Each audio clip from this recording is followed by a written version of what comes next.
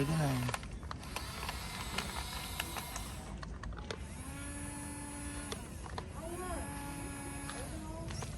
Ê, bố đi làm đâu chứ.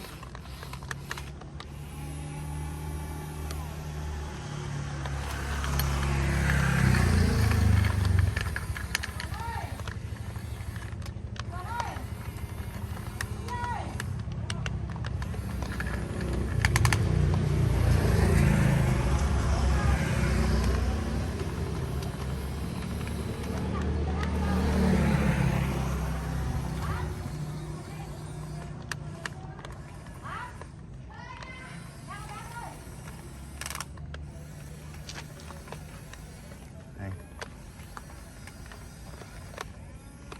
Yếu quá. Đây chim bán à? Không ạ. Tôi làm video vậy. Của thằng nào? Cái này đó là Ba hả?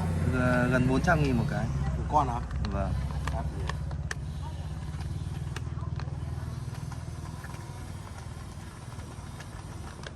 Kẹt vào rồi.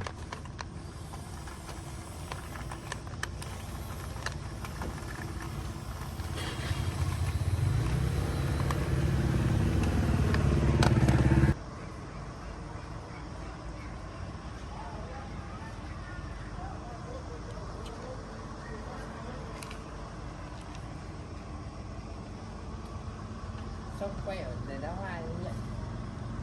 Công đi máy xúc thì phải ấy.